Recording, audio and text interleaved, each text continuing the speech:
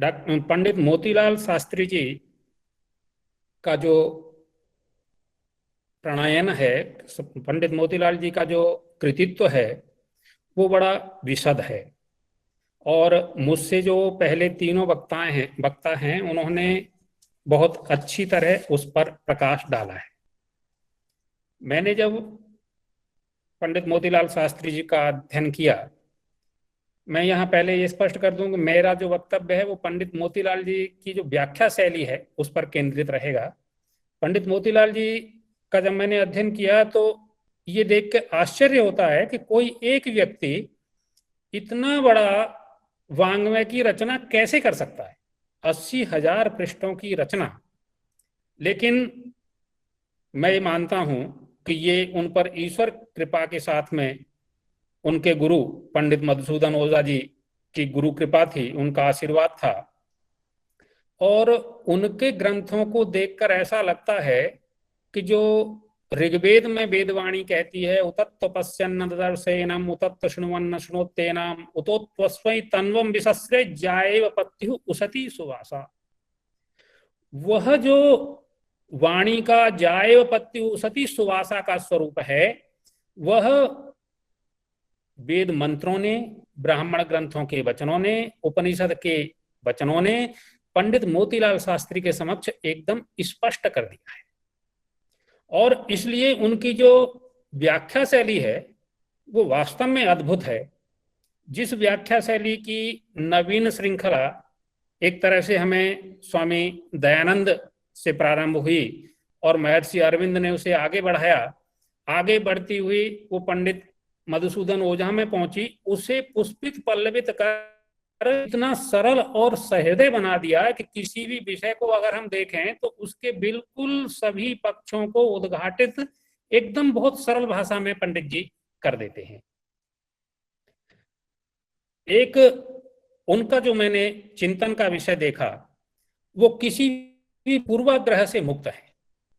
उनका जो चिंतन है, उनका जो आग्रह है वो ज्ञानम विज्ञान सहितम, वो हर ज्ञान को विज्ञान सहित विशेषता के साथ देखना चाहते हैं। उनका जब हम किसी भी ग्रंथ का अध्ययन करते हैं तो उनकी बहुश्रुतता का सामान्यतया ही आभास हो जाता है कि यह विद्वान कितना बहुश्रुत है। वो चाहे वेद मंत्र की व्याख्या करें, वो चाहे उपनिषद की व्याख्या करें, वहां पर वेद, ब्राह्मण ग्रंथ, उपनिषद, गीता, सभी के वचन एक साथ हमें प्राप्त होते हैं। और इस विषय को वो जगह जगह इस बात को कहते हैं। मुंडकोपनिषद के भाष्य में भी, विज्ञान भाष्य में भी उन्होंने इस बात को कहा है कि क्योंकि वेद अध्ययन अध्यापन की परंपरा बहुत चिरकाल से विलुप्त हो गई, बाधित हो गई, विलुप्त तो नहीं कह सकते, बाधित हुई, और उस बाधित होने के कारण जो वेद के पारिभाषिक शब्द थे, उन पारिभाषिक शब्दों के अर्थों की परिभाषा, उनकी व्याख्याएं एक तरह से खंडित हो गई, उन पर एकमत होना बड़ा कठिन हो गया। और इसके कारण एक ही वेद मंत्र का या एक ही उपनिषद का, एक ही ब्राह्मण ग्रंथ के वचन के अलग अलग आचार्यों ने अलग अलग भाष्य किए, अलग अलग संप्रदायों ने उससे अलग अलग सिद्धांत की स्थापना की।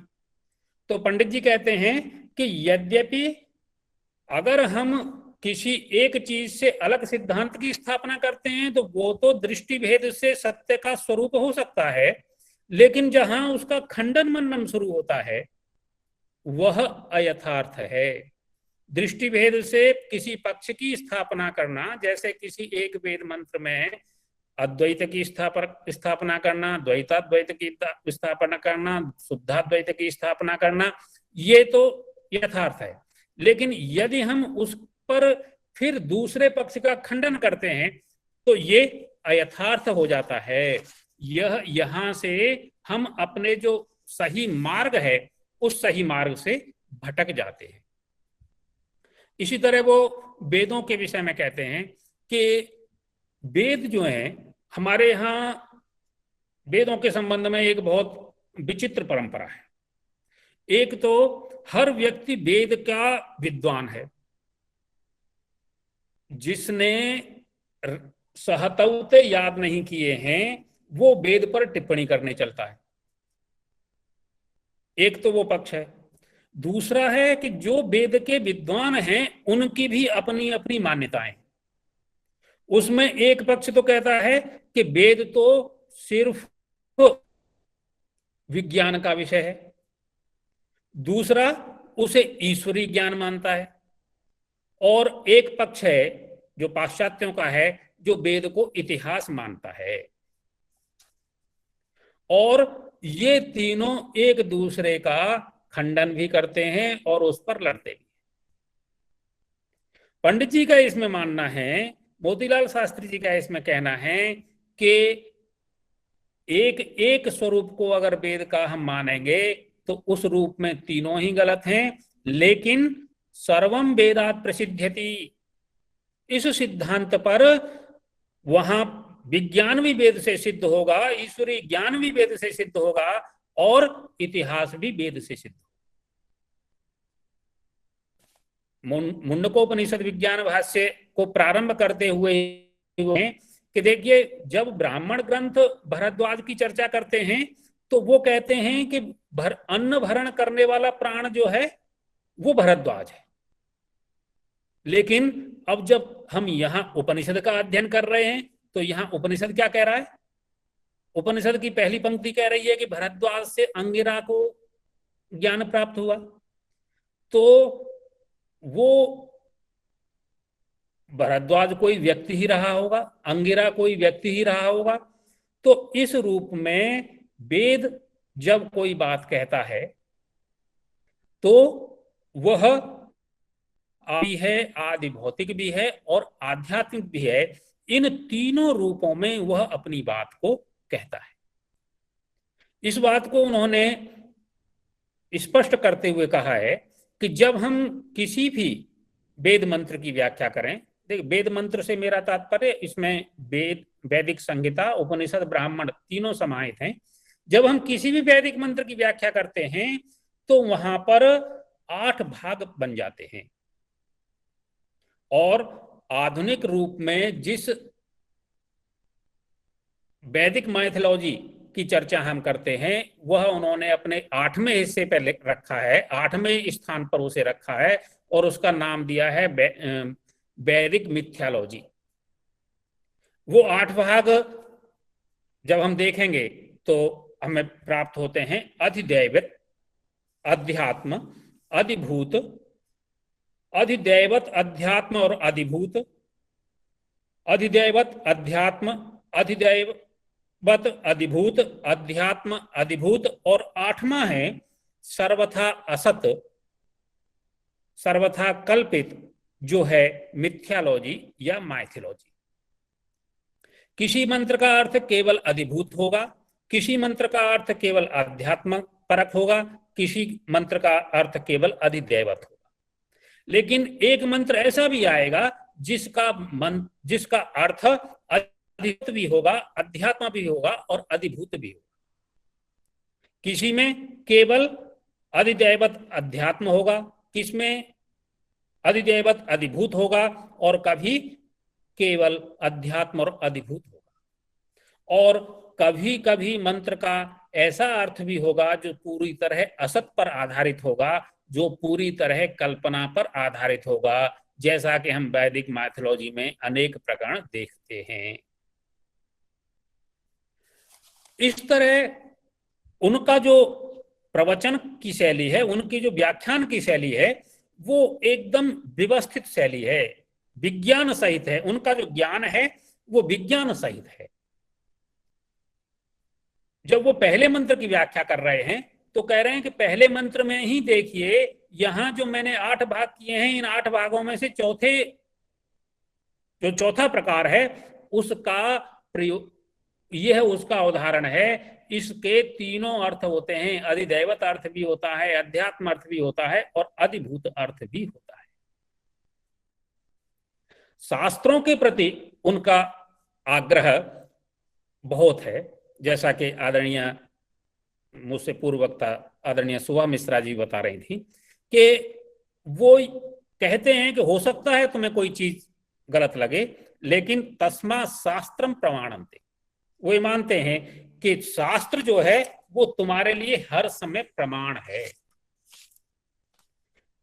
मैंने जो अध्ययन के लिए जो बिंदु कुछ देखे, जैसे मैं हमारे संतोष जी जानते हैं, मैं आर्य समाजी परंपरा से हूं, तो मैंने अपने अध्ययन के लिए जो प्रथम मुंडक के द्वितीय खंड में यज्ञ की प्रक्रिया आई है, उस यज्ञ की प्रक्रिया का अध्ययन किया, तो वहां पर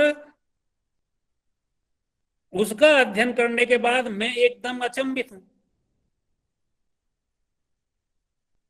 इतना विस्तार से जब मैंने अध्ययन किया तो मुझे लगा कि अब तक हम जो यज्ञ कर रहे हैं, हम जो हवन कर रहे हैं, वो तो केवल अगर महर्षि दयानंद सरस्वती की भाषा में कहें तो पर्यावरण की शुद्धि कर रहे हैं, उसका कोई आध्यात्मिक अर्थ तो है नहीं।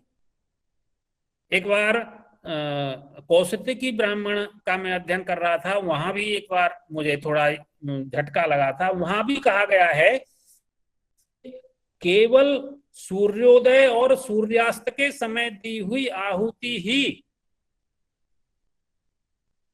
आदित्य को प्राप्त होती है।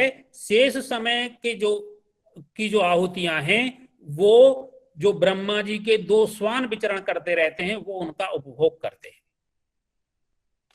पंडित मोतीलाल शास्त्री जी ने जब यहाँ पर त्रेतायाम तदेतत् सत्यम मंत्रेषु कर्माणि कवयो यान्यस्मन् पंचस्तानि त्रेतायाम बहुधा संततानि, त्रेता युग में जो बहुधा संतित कर्म थे उनकी जब चर्चा की है, तान्याचरथ नियतम सत्य कामा ये सब पंथा सुकृतस्य लोके, तान्याचरथ, उनका आचरण कीजिए, क्योंकि ये तुम्हारे सुकृत के लिए सबसे सरल उपाय हैं। तो उसमें वो कहते हैं यज्ञ दान तप कर्म न त्याज्यम कार्यमेव तत्, यज्ञ दान और तप ये कभी भी छोड़ने नहीं चाहिए, ये तो हमेशा आपको करने ही हैं। लेकिन ये कैसे करने हैं, इस पर शास्त्री जी कहते हैं कि यज्ञ जब आप करेंगे तो जो यज्ञ है ये सुकृत का मार्ग है, ये स्वर्गलोक की प्राप्ति का सबसे सरल और सुवारित अवारित द्वार है, इसमें कोई बाधा नहीं है। लेकिन इसे तभी करना है जब आप वैध कर्म करेंगे। यदि वैध यज्ञ करेंगे तब ही ये आपको यज्ञ का फल प्रदान करेगा। अब वैध यज्ञ, हम सभी संस्कृत के विद्यार्थी हैं तो प्रायः सभी यज्ञ आदि कर्मों से जुड़े हुए हैं। अब वैध यज्ञ की परिभाषा अगर पंडित जी की दृष्टि में आप देखें तो वो कह रहे हैं कि यदि यज्ञ क्या है, यज्ञ प्रकृति की नकल है, जो प्रकृति की नकल है वही वैध यज्ञ है। प्रकृति में जैसा जैसा हो रहा है वैसा करने में ही यज्ञ करना सफल है। आभनीय अग्नि प्रज्वलित हो रही है, उससे चाहे जिस प्रदेश में आहुति देने से काम नहीं चलता। ईंधन से प्रज्वलित अग्नि ईद है, अवैध है। अब हम जो यज्ञ कर रहे हैं, हम जिन जो आहुतियां दे रहे हैं, उनका वो कह रहे हैं कि ये सर्वथा अवैध है, इसमें आहुति देना निरर्थक है। ऐसा अवैध अग्नि हव्य वाहन नहीं हो सकता। फिर प्रश्न उठता है कि फिर कौन सी अग्नि में हवन करना चाहिए? तो उन्होंने कहा है कि सामिधेनी मंदे समिद्ध वैद अग्नि ही प्राण देवताओं के साथ हव्य का संबंध कर सकता है। अग्रणी मंथन द्वारा अग्नि प्रकट करो, यथा विधि से गार्हपत्य में उसे प्रतिष्ठित करो, उसके अनंतर आवनीय में उसका प्रणयन करो, आवनीय में प्रतिष्ठित अग्नि को सामधेनी मंत्रों द्वारा प्रादेशित 11 सामिधेनी समिधाएं डालकर उसे समिद्ध बनाओ, तब हव्य वाहन बनाओ। ऐसी अवस्था में जब यह अग्नि प्रज्वलित होगी तब उसमें पहले प्रयाज की आहुतियां दीजिए, फिर उसके बाद फिर मध्य में प्रमुख देवता की आहुतियां दीजिए, अंत में जब आप अनुयाज की आहुति देंगे तब ही वो आपका प्राप्त हो सही रूप में यज्ञ होगा। अन्यथा यदि आप यदि इस विधि से यज्ञ नहीं कर रहे हैं तो वो बिल्कुल शुद्ध भाषा में कहते हैं कि आपके द्वारा घी खोपरा और सामग्री की दी हुई आहुति सर्वथा व्यर्थ है। ये उनकी व्याख्या पद्धति का एक मैंने आपको उदाहरण प्रस्तुत किया कि जब वो यज्ञ की चर्चा कर रहे हैं तो यज्ञ के स्वरूप को उन्होंने पूरी तरह से उद्घाटित किया है। इसी क्रम में जब उन्होंने यज्ञ की 7 ज्वालाओं की चर्चा की है तो वहां उन्होंने बताया है कि ये जो 7 ज्वालाएं हैं, इन 7 ज्वालाओं के मूल में 7 प्राण विद्यमान है।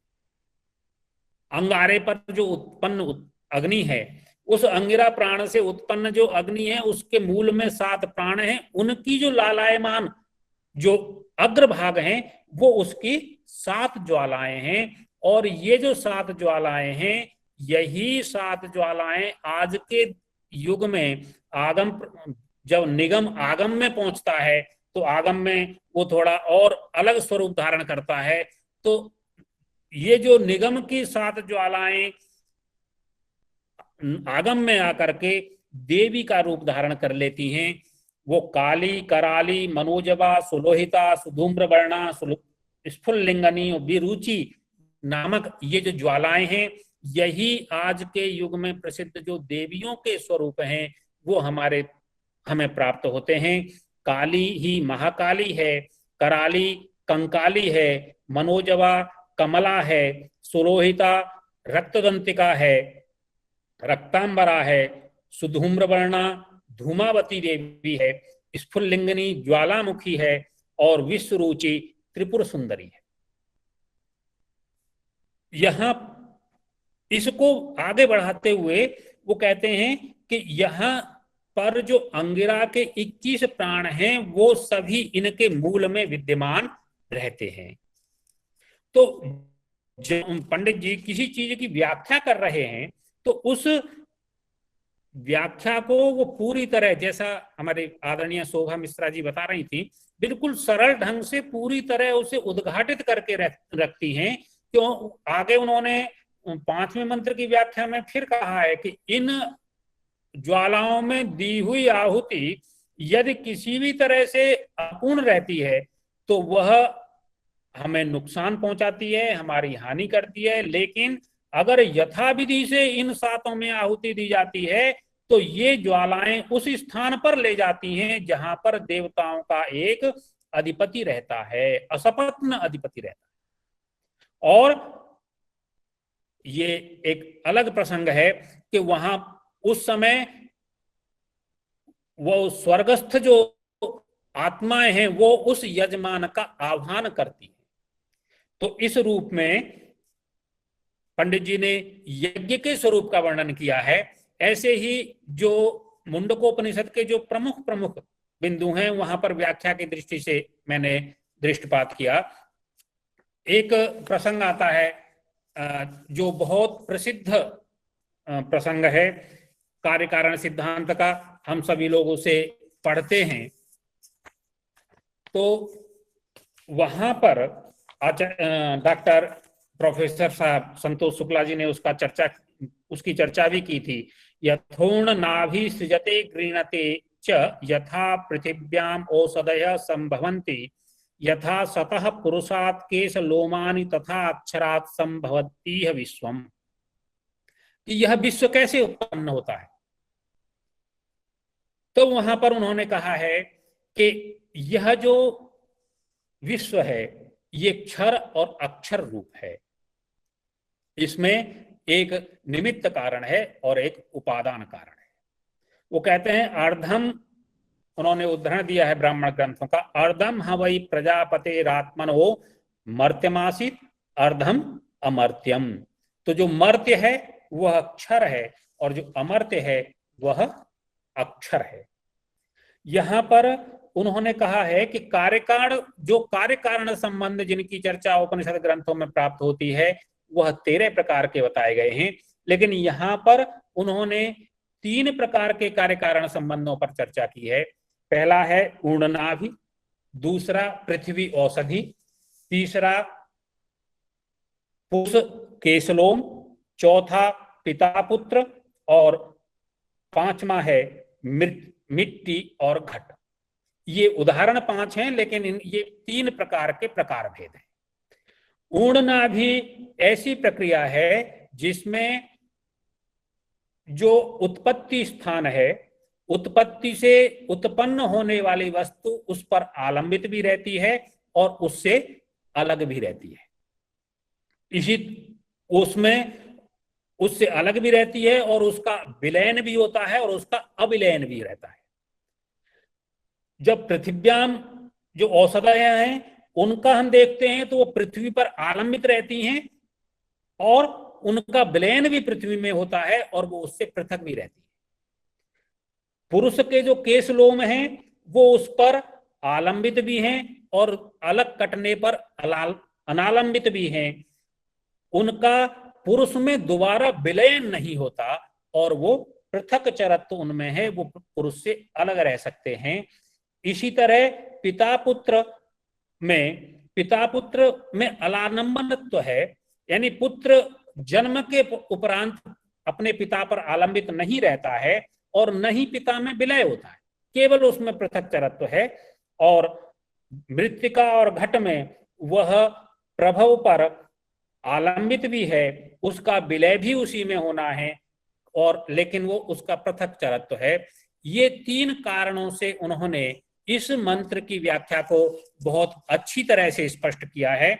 इसके साथ ही मैं एक बिंदु पर और 2 मिनट बात रखना चाहूंगा। वो भी बहुत प्रसिद्ध मंत्र है, द्वा सुपर्णा सयुजा सखायः। इस मंत्र पर यह मंत्र प्रायः उपनिषद जितने भी हमारे दार्शनिक सिद्धांतकार हैं उन्होंने अपने सिद्धांत की उपस्थापना के लिए इस मंत्र का आश्रय लिया है और सभी ने इस मंत्र के आधार पर ही, चाहे अद्वैत हो, शुद्धाद्वैत हो, द्वैताद्वैत हो, पूरे पांचों संप्रदायों ने इसी मंत्र का आश्रय लिया है। पंडित मोतीलाल शास्त्री जी ने इस मंत्र के 6 अर्थ किए और 6 अर्थ में इतनी अच्छी तरह बात को स्पष्ट किया है कि किस तरह से जो आलंबन तत्व है वह वृक्ष है और जो साक्षी भाव को लिए हुए जो अमृत तत्व है वह सुपर्ण दृष्टा है, जो अनशनन है, और जो भोग कर रहा है वो क्षर भाग है। इसको उन्होंने 5 रूपों में वर्णित किया है। पहले में वो कहते हैं कि पहले हमें एक चीज जाननी चाहिए कि यह जो संसार तत्व है ये अव्यय पुरुष है। इस अव्यय पुरुष में ज्ञान, विज्ञान, मन, प्राण, वाक, ये 5 कोश हैं। इन 5 कोशों वाला जो अव्यय पुरुष है यही मानो 5 शाखाओं वाला वृक्ष है। इस वृक्ष पर, जैसा कि हमने पहले कहा था, अर्धम वै प्रजापतिरात्मनो मर्त्यमासीत अर्धम वै अमर्तम, तो इसमें जो अमर्त है, जो मर्त्य है वो क्षर है और जो अमृत है वो अक्षर है। इस अव्यय वृक्ष के पंचकोशात्मक अव्यय वृक्ष की 5 शाखाओं पर ही ये क्षर और क्षर सुपर्ण विद्यमान है। ये दोनों ही इस पर बैठे हुए हैं। क्षर जो है जगत का उपादान कारण है और अक्षर इस जगत का निमित्त कारण है। यही इसका रहस्य है। इस क्षर और अक्षर की वो कहते हैं कि ये संयुजा हैं। यद्यपि इनके जो स्वभाव हैं वो सर्वथा पृथक हैं, लेकिन पृथक होते हुए भी इनका ये धर्म है कि ये एक दूसरे से अलग नहीं रह सकते। ये अगली व्याख्या में उन्होंने बताया है कि जैसे उन्होंने अगली व्याख्या में कहा है कि महद अक्षर वृक्ष है और विज्ञान और प्रज्ञान उसके 2 सुपर्ण हैं। अब ये जो विज्ञान है ये सूर्य से संबंधित है और प्रज्ञान सोम से संबंध है। तो जो सूर्य है वो विषकलन प्रधान है, वहां किसी की प्रतिष्ठा नहीं हो सकती है। और जो सोम प्रधान है वो अपने इसकी स्नेहन के कारण वहां पर उस समस्त वासनाएं उससे जुड़ती रहती हैं। लेकिन ये जो सूर्य और चंद्रात्मक विज्ञान और प्रज्ञान हैं, ये परस्पर विरोधी स्वभाव के होते हुए भी सहयुजा हैं। ये दोनों साथ साथ उत्पन्न होते हैं। सवा एषः प्रज्ञानात्मा विज्ञानात्मा संपरिस्वक्तः। ये जो विज्ञानात्मा और प्रज्ञानात्मा हैं ये साथ साथ ही रहती हैं, संयुजा हैं। इस तरह से पंडित जी ने बहुत ही विद्वत्ता पूर्वक और बहुश्रुतता के साथ, निरुक्त में कहा गया ना विभेद्यल्प श्रुतात् वेदः, तो निश्चित रूप से जब वेद भी अपनी व्याख्याओं का दर्शन करता होगा तो प्रसन्न होता होगा पंडित जी के व्याख्याओं के दर्शन से। बहुत बहुश्रुतता के साथ में उन्होंने अपने पक्ष को रखा है, और उस पक्ष को रखते हुए ये उनका वैशिष्ट्य है कि उन्होंने किसी भी संप्रदाय का समर्थन नहीं किया है। वो केवल ज्ञान, और कैसा ज्ञान, विज्ञान सहित ज्ञान की चर्चा करते हैं। निश्चित रूप से ये जो पंडित जी के भाष्य हैं ये अध्ययन करने योग्य हैं, शोध के लिए के योग्य हैं। और ये मैं इस बात के लिए शिक्षायतन के न्यासी गणों का, शंकर शिक्षायतन के जो हमारे सूत्रधार के रूप में बैठे हुए हैं प्रोफेसर संतोष शुक्ला जी को धन्यवाद देना चाहूंगा कि वो इस और गूढ़ विषयों के इतने सरल पक्ष को उद्घाटित करने वाले विषयों को हमारे समक्ष रखते हैं और हमें उनके अध्ययन का अवसर देते हैं। इनका बहुत अध्ययन हो। मैं